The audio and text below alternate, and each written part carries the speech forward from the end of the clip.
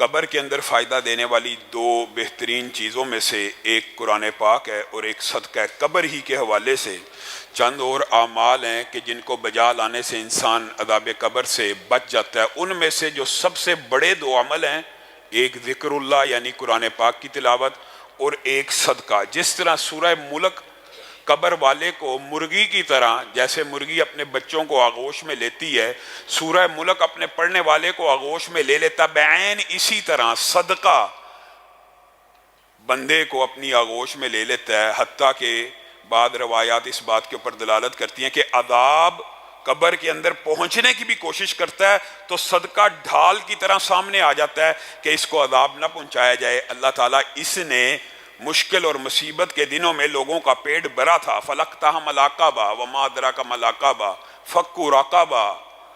تم نیکی کی گاٹھی کو کیا سمجھتے ہو؟ نیکی کی معراج کو کیا سمجھتے ہو؟ یا نیکی کے عروج کو کیا سمجھتے ہو؟ نیکی کی معراج، نیکی کا عروج تو یہ ہے کہ اس دن کھانا کھلایا جائے جس دن کوئی بھوکا ہو۔ اور جب اس آیت کے اوپر بندہ غور کرتا ہے تو افطاری کے وقت لوگوں کو کھانا کھلانے کا اجر و ثواب سامنے آتا ہے، کیونکہ سب سے زیادہ بھوک روزے دار کو اس وقت لگی ہوتی ہے۔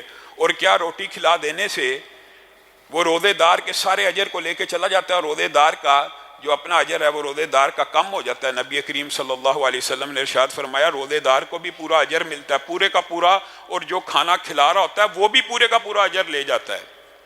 نبی کریم صلی اللہ علیہ وسلم نے اپنے صحابہ کی جو تربیت اور ٹریننگ کی تھی صدقے کے حوالے سے مشہور واقعات ہیں، چند ایک کی طرف اشارہ کر کے اپنی بات کو آگے بڑھاؤں گا۔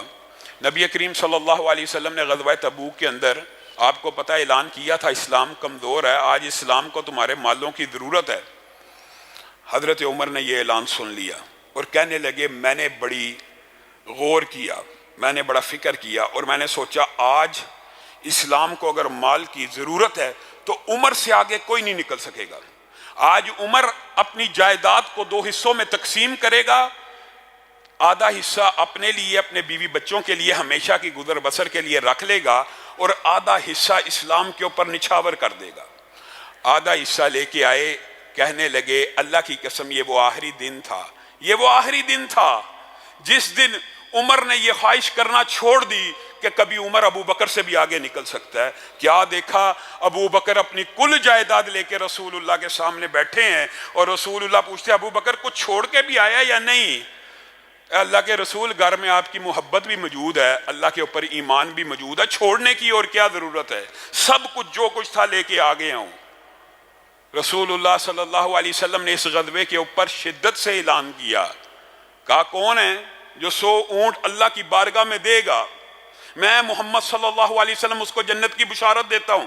حضرت عثمان، نیکیوں سے کیسے کوئی بندہ پیچھے رہ جائے؟ عثمان جیسا، عمر جیسا، ابو بکر جیسے، علی جیسے لوگ کیا نیکیوں سے پیچھے رہنے والے ہیں؟ بس اعلان سنا جنت کی بشارت، 100 اونٹ کے اوپر کھڑے ہو گئے، اے اللہ کے رسول جنت کی بشارت ملے گی؟ جی ملے گی۔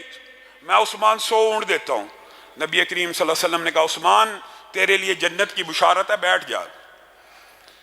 کہا اب کون ہے جو 100 اونٹ دے گا؟ میں اس کو پھر جنت کی بشارت دیتا ہوں۔ عثمان پھر کھڑے ہو گئے، اللہ کے رسول ایک مرتبہ پھر ملے گی جنت کی بشارت؟ جی ہاں ملے گی۔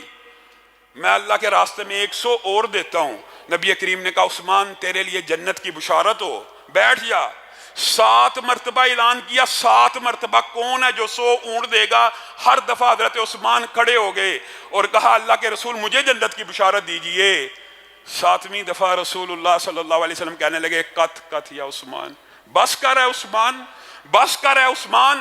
اور 1000 درہم حضرت عثمان نے جب مزید دیے، رسول اللہ صلی اللہ علیہ وسلم ان درہموں کو دیکھ رہے ہیں اور ہاتھوں سے ٹٹول رہے ہیں اور کہہ رہے ہیں ما ذر عثمان، اور بعض روایات میں ما ذر بن عفان ما عمل بعد اليوم، آج کے بعد عثمان تو نیکی کا کوئی عمل نہ بھی کرے جنت الفردوس میں داخل ہو جائے گا۔ صدقہ اتنی بڑی نعمت ہے اور اتنی بڑی خوبی ہے نیکیوں میں سے۔ لیکن میرے بھائیو آج ایک بات سمجھ کے جانے کی ضرورت ہے، صدقے کی جو ترغیب کی جاتی، بہت سی باتیں ہیں، بہت سے سوالات ہیں، انشاءاللہ موقع آیا پھر کبھی ان کے جوابات دیں گے۔ آج جو بات سمجھنے کی ضرورت ہے وہ یہ ہے کہ صدقہ دینا کہاں سے ہے، صدقہ اللہ رب العزت قبول کون سا کرتا ہے، اور صدقہ کس مال میں سے دینا چاہیے؟ صرف قرآن پاک کی ایک آیت بندے کو سمجھ آ جائے تو ہدایت کے لیے کافی ہے۔ یا ایھا الرسل کلوا من الطیبات واعملوا صالحا، اے اللہ کے رسولوں، اے اللہ کے نبیوں، اے اللہ کے پیغمبروں، بتائیے ان سے افضل کوئی شخصیات دنیا میں ہیں؟ ان کو اللہ تعالیٰ کیا کہہ رہا ہے؟ کلوا من الطیبات۔ ابتدا کہاں سے کر رہا اللہ؟ رزق حلال کھاؤ، حلال اور پکیزہ رزق کھاؤ۔ وَاعْمَلُوا صَالِحًا، پہلے حلال کھاؤ اس کے بعد نیکیوں کا عمل کرنا۔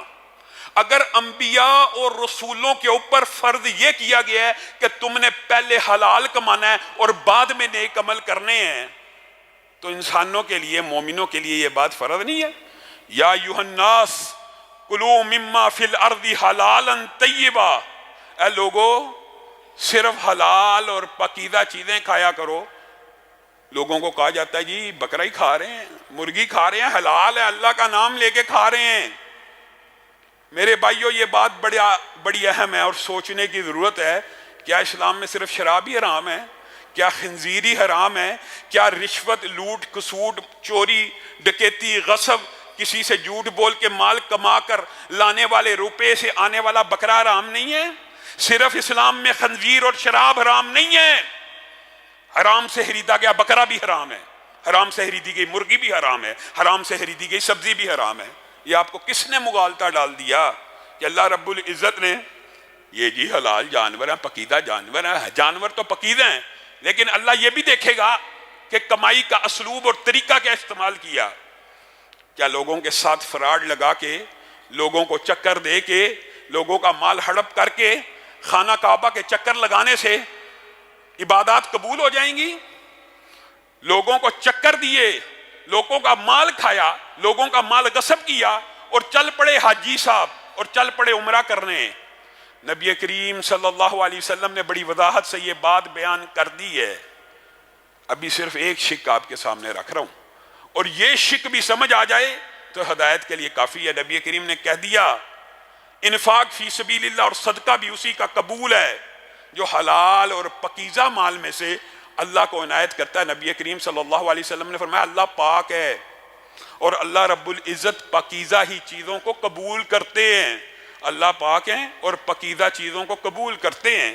اس کے بعد رسول اللہ نے یہی آیت پڑھی جو آپ کے سامنے پڑھی ہے کہ اللہ نے تو رسولوں کو بھی پکیزہ حلال روزی کمانے کا حکم دیا اور اس کے بعد نیکیوں کا حکم دیا، پھر مثال دے کے بات کو مکمل کر دیا۔ ایک ہی حدیث ہے، کہا ایک بندہ خانہ کعبہ کے اندر آئے، مسافر ہو، کپڑے گرد آلود ہوں، بال پرا گندہ ہوں، اور خانہ کعبہ کے اندر کھڑے ہو کے کیا کہہ رہا ہو؟ یا رب یا رب۔ رسول اللہ صلی اللہ علیہ وسلم نے جتنی باتیں کی ہیں شاید آپ نے ان کے اوپر غور نہیں کیا۔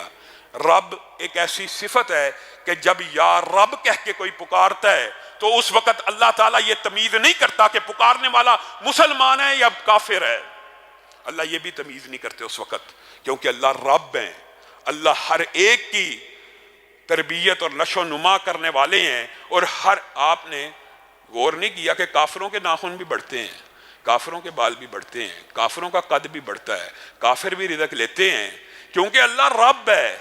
یہ رب ایک ایسی صفت ہے کہ جس کے ساتھ جب رب کو پکارا جائے رب دیتا ہے۔ خانہ کعبہ کے اندر کھڑا ہے، خانہ کعبہ کے اندر کھڑے ہونے والے کی دعاؤں کے بارے میں کتنی احادیث ہیں کہ قبول ہوتی ہیں۔ گویا رسول اللہ آپ کو اور مجھے بتا رہے ہیں مبارک جگہ کے اوپر کھڑا ہے، مبارک نام لے کے اللہ کو ان کے عظیم نام کا، صفت کا واسطہ دے رہا ہے۔ اور کیا ہے؟ مسافر ہے۔ مسافر کی دعا سنی جاتی ہے کہ نہیں؟ حدیثیں موجود ہیں۔ یعنی جتنی صفات بیان ہوئی ہیں، پریشان حال ہے، پراگندہ ہے، یہ ساری کی ساری وہ صفتیں ہیں جن کے اوپر دعا قبول ہوتی ہے۔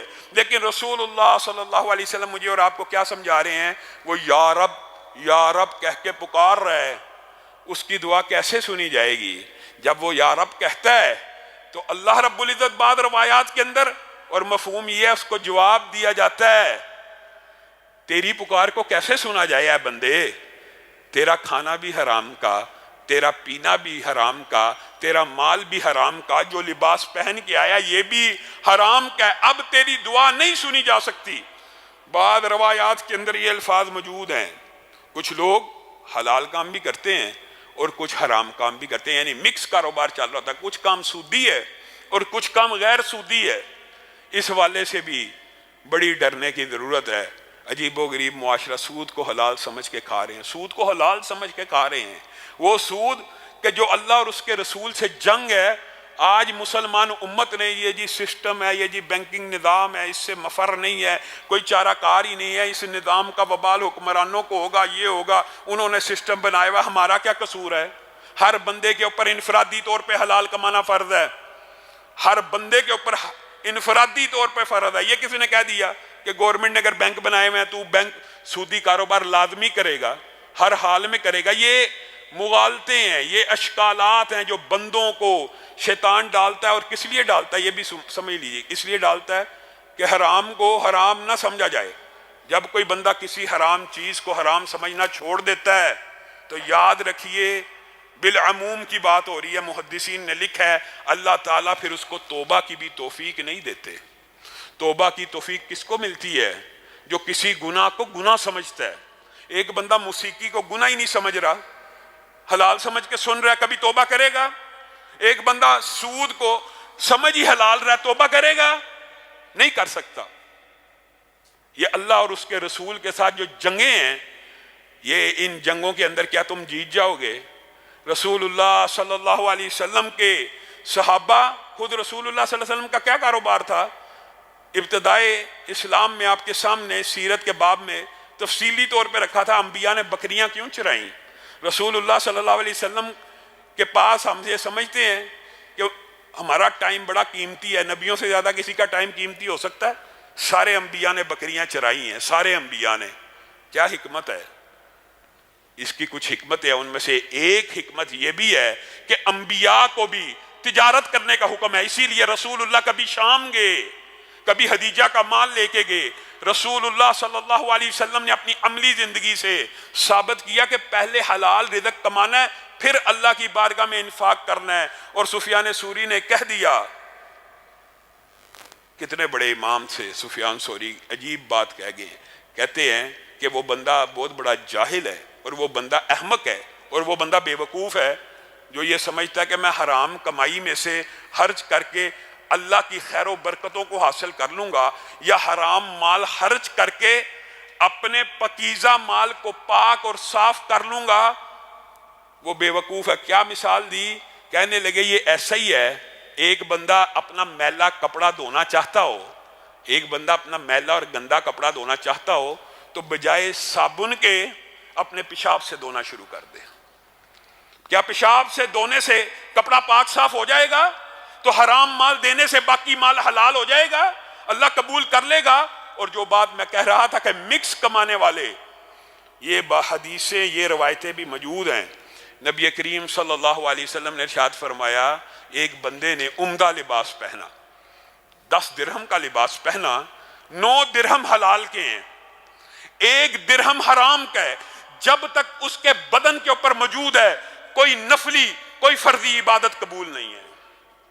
تو جو گوشت، جو پوشت پورے کا پورا حرام سے پلا ہو، نبی کریم صلی اللہ علیہ وسلم نے کہا وہ گوشت اور پوشت جس کی حرام سے تربیت اور نشو نما کی گئی ہو، وہ جہنم کا زیادہ حقدار ہے بنسبت جنت کے۔ اگرچہ غور کریں، قصور بچے کا نہیں ہے، قصور بچے کا تو نہیں ہے، ماں باپ حرام کماتے تھے لیکن پلا حرام کی کمائی سے ہے۔ اس حرام کی کمائی کے کچھ اثرات لا محالہ طور پہ ظاہر ہوں گے، اور اگر اللہ کی رحمت نہ ہوگی تو یہ پورے کا پورا بدن آگ میں چلا جائے گا۔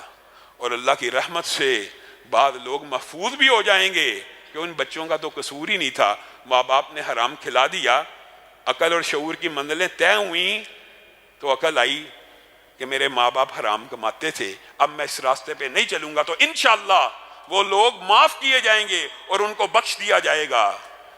آپ کے سامنے چند ایک باتیں ضرور رکھنا چاہتا ہوں، یہ باب بڑا طویل ہے، اس کے اندر دیکھیں، آپ غور کریں۔ چوری سے ابتدا کریں، جس کو ہم کچھ بھی نہیں سمجھتے، کچھ بھی نہیں سمجھتے۔ کیا سمجھا جاتا ہے چوری کو؟ کسی کی کوئی چیز نکال لی، کسی کی جوتی اٹھا لی۔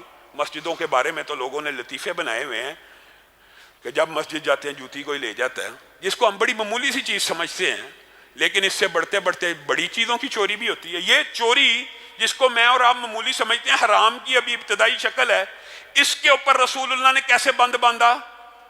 رسول اللہ یہ چاہتے ہیں حرام کا جو پہلا سٹیپ ہے, چند روپے چھوٹی سی چیز کسی کی چرا لینے کو رسول اللہ چاہتے ہیں, اور رسول اللہ نہیں چاہتے, اللہ چاہتا ہے. السارق والسارقۃ, صرف چوری کرنے والے کو کیا کیا جائے, اس کے ہاتھ کاٹ ڈالے جائیں تاکہ معاشرہ حرام کمائی کی طرف دیکھے بھی نہ. ہم نے چوری کے بارے میں ہاتھ کاٹنا تو سن لیا, لیکن کسی کا مال غصب کرنا اس کے بارے میں نہیں سوچا.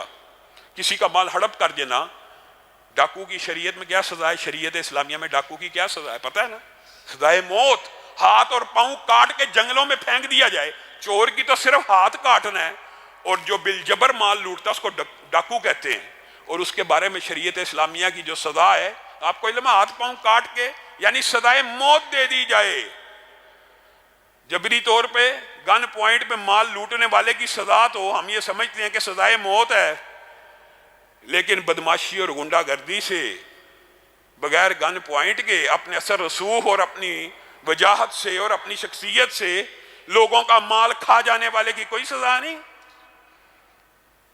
آپ ذرا غور کریں, نبی کریم صلی اللہ علیہ وسلم نے فرمایا ایک بلشت زمین کے ٹکڑے کے اوپر قبضہ کرنے والا, جو اپنے ہمسائے کی, اپنے بھائی کی, کسی کی زمین کے اوپر, ایک بلشت زمین کے اوپر قبضہ کر لیتا ہے اور وہ حق مانگتا رہتا ہے, دے دے نہیں دیتا, اسی حالت میں مر جاتا ہے, تو کل قیامت کے دن یہ 7 زمینوں کا توق اس کے گلے میں ڈال دیا جائے گا. کیا اٹھا سکے گا وزن؟ اگر شریعت اسلامیہ میں زندگی کے اندر یہ سزائیں ہیں, اس لیے ہیں کہ میں اور آپ حرام کی طرف جائیں نہ. اور کیا حرام کیا صرف چوری ڈکیتی مال لوٹنا زمین پہ قبضہ کرنا ہے؟ نبی کریم صلی اللہ علیہ وسلم نے فرمایا جھوٹی قسم کھانے سے مال تو بک جاتا ہے, لیکن اس سے برکت اٹھا لی جاتی ہے. نبی کریم بازار گئے, مجھے اور آپ کو سمجھانے کے لیے گئے کہ میری امت حلال کما لے. حضرت شعیب کی قوم کے اوپر کس لیے عذاب آیا تھا؟ وَيْلٌ لِّلْمُطَفِّفِينَ الَّذِينَ إِذَا اكْتَالُوا عَلَى النَّاسِ يَسْتَوْفُونَ وَإِذَا قَالُوهُمْ أَوْ وَزَنُوهُمْ يُخْسِرُونَ. جب لوگوں سے مال لیتے ہیں, پھل لیتے ہیں, چاول لیتے ہیں, کہتے ہیں وٹا دکھا, باٹ دکھا, وزن پورا کر, پورا تول, پورا تول, یہ تھوڑا کم لگ رہا ہے, تڑکری کو صحیح طرح پکڑ. اللہ کہہ رہا ہے قرآن پاک میں. اور جب خود بیچنے پہ آتے ہیں تو تڑکری کے اوپر ہاتھ رکھ لیتے ہیں کہ کسی بندے کو پتہ ہی نہ لگے کہ کم تولا کہ زیادہ تولا ہے. صرف اتنی سی بات کے اوپر پوری شعیب کی قوم کو دنیا سے اٹھا لیا گیا. اور اللہ تعالیٰ نے کہا ان کے لیے ویل للمطففین, یہ جو ناپ تول میں کمی کرتے ہیں, ناپ تول میں کمی کی اگر یہ سزائیں ہیں تو اعلانیہ کسی کے پیسے کھا جانے کی کیا سزا ہوگی, کسی کا مال ہڑپ کر لینے کی کیا سزا ہوگی. لوگ یہ سمجھتے ہیں جی یہ رشوت ہے, رشوت تو گفٹ ہوتا ہے, رشوت کو گفٹ کہا جاتا ہے. بے شمار حرام کی قسمیں ہیں جو ممکن ہی نہیں کہ ایک دو لیکچر میں بیان ہو. صرف آپ کو جنرلی طور پہ ایک پوائنٹ آف ویو بتا رہا ہوں. اور کیا حلال کمانے والا اور نیت کرنے والا اللہ رب العزت آج کے بعد صرف حلال کماؤں گا, نہیں کماؤں گا حرام, کہ اللہ اس کا رزق تنگ کر دے گا؟ وَمَا مِن دَابَّةٍ فِي الْأَرْضِ إِلَّا عَلَى اللَّهِ رِزْقُهَا. بتائیں اللہ کے علاوہ کوئی رزاق ہے؟ نبی کریم صلی اللہ علیہ وسلم نے کہا اللہ کی قسم بندوں کو مغالتا ہے, یہ بندوں کو مغالتا ہے. اگر بندے اپنے رب کے اوپر اس طرح توکل کرنا شروع کر دیں جس طرح پرندے کرتے ہیں, کتنی شرم کی بات ہے, شرم کی بات ہے. انسان اشرف المخلوقات ہے اور انسان کو سمجھانے کے لیے مثال حیوانات کی دی جا رہی ہے کہ جس طرح پرندے اپنے رب کے اوپر توکل کرتے ہیں. مفہوم یہ ہے کہ گھروں سے نکلتے ہیں خالی پیٹ. کیا گھونسلے کے اندر آپ نے دیکھا 3 دن کا یا 100 دن کا راشن پڑا ہو؟ کس پرندے کے گھونسلے میں 100 دن کا راشن ہوتا ہے؟ کس پرندے کے گھونسلے کے اندر 1 سال کا راشن ہوتا ہے؟ ہر روز نکلتے ہیں اور ایسا ممکن نہیں ہے کہ وہ خالی پیٹ واپس آ جائیں, اللہ ان کو رزق دے دیتا ہے. اگر بندہ مومن بھی اللہ کے اوپر ایسے توکل کرنا شروع کرے تو ان کو ایسے ہی رزق مل جائے گا. اور صرف رزق نہیں ملے گا, خیر و برکتوں کا بھی نزول ہوگا, اور صرف تھوڑا نزول نہیں ہوگا, نسلوں میں چلے گا. ایک بات بیان کر کے میں اپنی بات کو ختم کروں گا. نسلوں میں چلے گا. کیسے چلے گا؟ نوح نامی مدینہ کا ایک لینڈ لارڈ ہے, باغات کا مالک ہے. اس نے ایک مبارک نامی مالی کو رکھ لیا. کہا میرے باغ کو پانی لگایا کر، کھیتوں کو، فصلوں کو، پھلوں کا خیال رکھا کر۔ جی مالک مجھے یہ جواب منظور ہے، جواب پہ رکھ لیا، جو معاوضہ طے کرنا تھا کر لیا۔ ایک عرصے کے بعد آیا، اور بعض تاریخی روایات سے یہ بات ملتی ہے کہ 5-6 سال کے بعد آیا وزٹ کرنے، اور گاہے بگاہے آتا جاتا تھا۔ ایک دن وزٹ کرنے آیا اور باغ میں بیٹھ گیا۔ مبارک پھل توڑ کے لا، بڑا عمدہ بڑا میٹھا مبارک پھل توڑ کے لایا، کھٹا۔ مبارک کوئی اور درخت کا لا، کوئی اچھا لا، کوئی اچھے پودے کا لا۔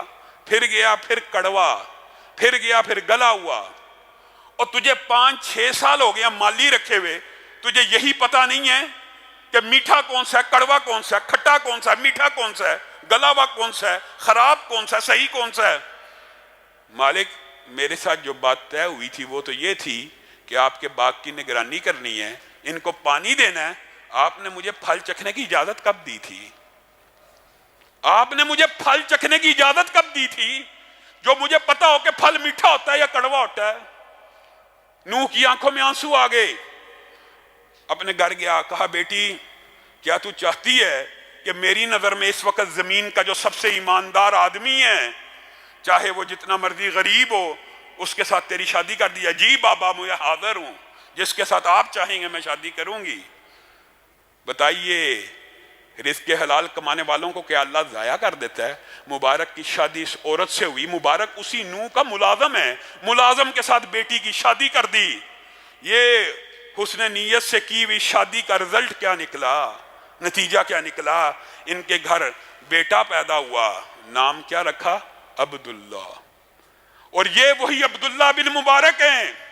آج 1300 برس گزر گئے ہیں، حدیث کا کوئی طالب علم ایسا نہیں جو ان کا نام سنے آنکھیں ادب سے جھک نہ جائیں۔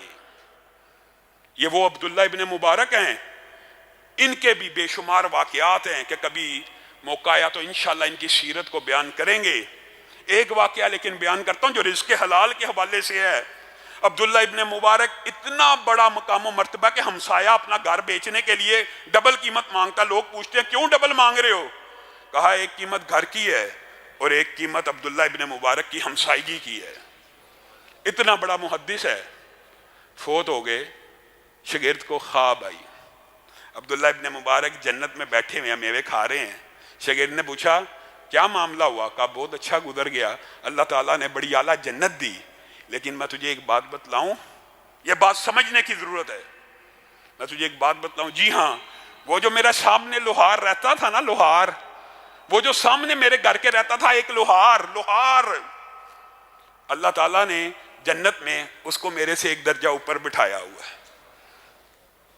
وہ شاگرد خواب سے اٹھا، اس کو یہ سمجھ آ گئی کہ یہ ضرور کوئی روحانی خواب ہے۔ وہ اس لوہار کی بیوی کے پاس چل دیا کہ عبداللہ ابن مبارک اتنا بڑا محدث جنت میں تو چلا گیا ہے، لیکن ایک عام لوہار اس سے اوپر ایک درجے میں بیٹھا ہوا ہے، یہ کیسے ممکن ہے؟ لوہار کی بیوی کے پاس جا کے کہنے لگا کیا ماجرا ہے؟ ضرور کوئی نہ کوئی ایسی بات ہوگی جس کی وجہ سے اللہ تعالیٰ نے اتنی بڑی بات مجھے خواب میں بتلا دی ہے۔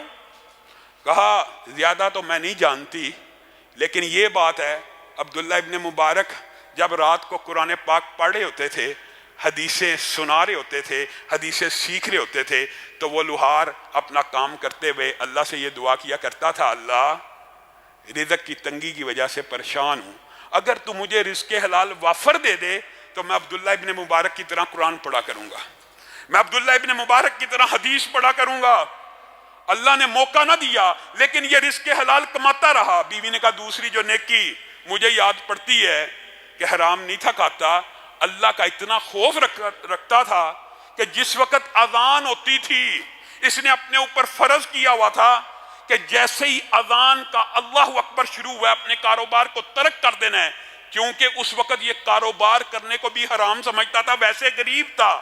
حتیٰ کہ بعض اوقات میں نے دیکھا، بیوی کہہ رہی ہے میں نے دیکھا کہ ہتھوڑا لوہے کا اٹھایا ہوا کندھے سے پیچھے ہے، اللہ اکبر کی آواز آئی تو آگے بھی نہیں رکھا، ادھر سے پیچھے چھوڑ دیا اور مسجد کی طرف چل دیا۔ اسی لیے نبی کریم صلی اللہ علیہ وسلم نے ارشاد فرمایا رزق حلال کمانے والا تاجر، میرے بھائیو امیر غریب کا کوئی فرق نہیں، کل بھی آپ کے سامنے یہ بات رکھی تھی، یہ بہت بڑا مغالطہ وسوسہ ہے کہ امیری آپ کے ہاتھوں کی، آپ کے انٹلیکچولیزم کی، آپ کے برین کی، آپ کی صلاحیت کی وجہ سے آئی ہے۔ اللہ کی قسم یہ شیطان کا مغالطہ ہے۔ یہ جو امارت ہوتی ہے، یہ جو دولت ہوتی ہے، اللہ کی تقسیم کی وجہ سے ہوتی ہے۔ ورنہ جو کل مثال دی تھی اس کو ہمیشہ کے لیے یاد کر لیں، ورنہ دنیا کے اندر ہاتھ کی کمائی سے اگر بندہ امیر ہوتا ہو تو سب سے زیادہ امیر طبقہ مزدور کا ہو، اور سب سے زیادہ غریب طبقہ کون سا ہوتا ہے؟ مزدور کا ہوتا ہے۔